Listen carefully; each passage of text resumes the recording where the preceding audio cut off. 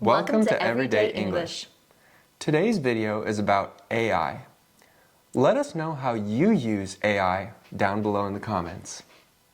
So, we're going to be structuring this like a question and answer. The first question is, how did this whole AI thing start? You know, I can clearly see how phones evolved over time, like landline phones, those giant brick phones, then flip phones, and now smartphones. But AI, that feels a lot more mysterious. Yeah, great question. AI feels new, but it really kicked off back in 1998 with Google Search. They were the first ones to really use AI to help us find stuff online quickly. Google Search, that doesn't seem like AI to me. Yeah, I get that. It doesn't look like what we think of as AI today, but it's kind of like how phones didn't start out as smartphones. Like before the phone, we had the telegraph. It was basic, yeah, but it was the foundation for everything that came after. Same with Google Search.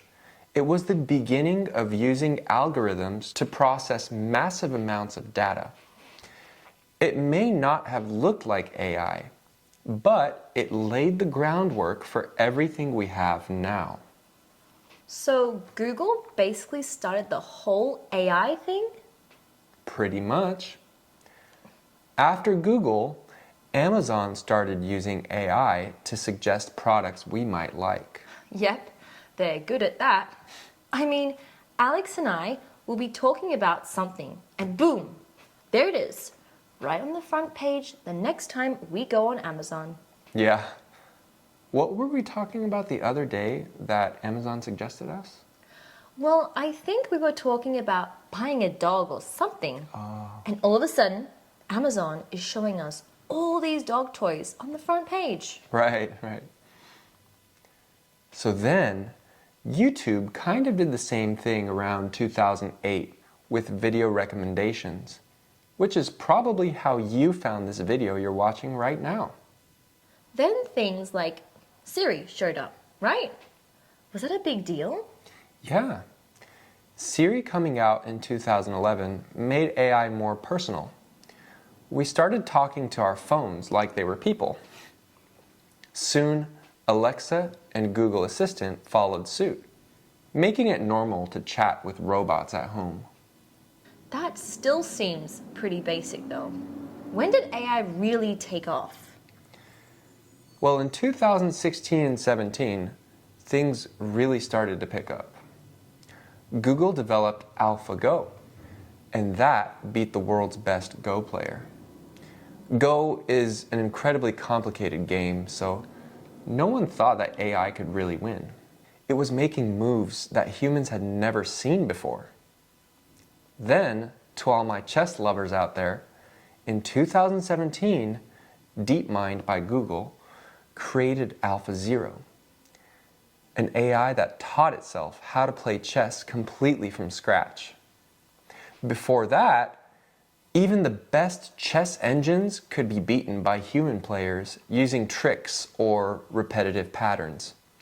But AlphaZero was different. It played millions and millions of games against itself and learned through experience, not instructions. It developed creative strategies and became basically unbeatable, like a superhuman chess player. Around that same time, there was another major breakthrough, this time in language. Google introduced a new technology called transformers, which completely changed the way AI could handle language. It allowed AI to finally start understanding and generating language in a way that felt natural and human-like. Not just picking words based on rules, but actually recognizing patterns and meaning across entire conversations. That breakthrough became the foundation for tools like ChatGPT. And it opened the door for all the advanced language AI we see today. Wait, how does an AI even learn something like chess or language? Well, it can be compared to something like a monkey sitting on a piano. At first, it just hits keys randomly. But every time it plays something nice, it gets a reward, like a banana. The monkey doesn't understand music, but it starts to notice which key combinations get more bananas. And over time, it starts repeating the patterns that lead to more rewards. That's basically how AI works. At first, the AI is guessing randomly, but when it gets something right, it gets a reward, like a higher score. So it starts doing more of the right things that get rewards and less of the stuff that doesn't. It doesn't really understand the task like we do. It just learns what works. And here's something important. You can't just tell AI to learn the best move. It has to connect what it does now to the end result. If AlphaZero only looked for the best next move in the moment, it wouldn't be the best in the world. Instead, it plays millions of games against itself, and it learns from its wins and losses. It learns by experience, not instructions. Kind of like a superhuman player who never forgets anything and never gets tired. Speaking of ChatGPT, why did everyone go crazy about it?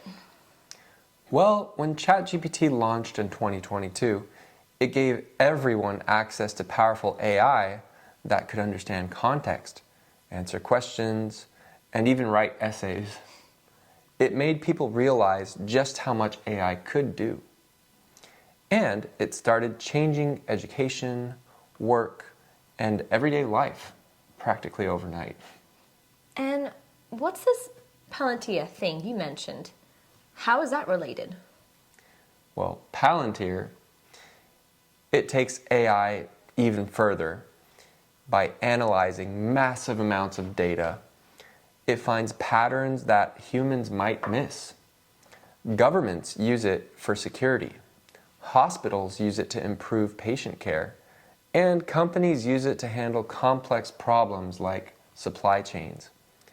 For example, Palantir helps predict terrorist threats by quickly connecting data from various sources, something humans alone couldn't realistically do. That honestly sounds kind of scary. Yeah, I totally get that. It feels a bit creepy at first, but it's really just helping people spot patterns and risks we wouldn't notice on our own. Palantir is proof of just how far AI has come. Wait, can't AI just keep making itself better on its own?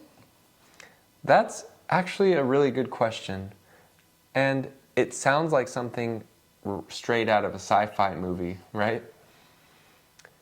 AI can improve itself a little bit, like learning from experience or adjusting to new data, but it still needs humans to guide the process.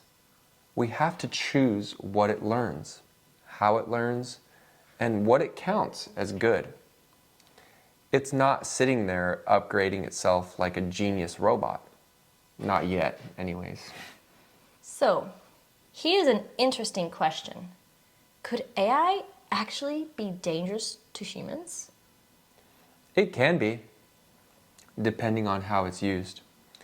The real danger isn't usually the AI itself, it's when people misuse it, or when it's doing something powerful without enough human oversight. That's where things could go wrong. I think that would actually be a great idea for a different video. What do you think? Yeah, totally. That's a whole conversation on its own. So basically, from Google to ChatGPT and Palantir, AI has become central to our lives. Exactly. It's crazy to think how fast all of this happened and how AI is now part of nearly everything we do. Sounds like there's a lot more to cover in future videos. Definitely. Thanks for asking such great questions. And thanks everyone for watching. Practice every day. Speak with confidence.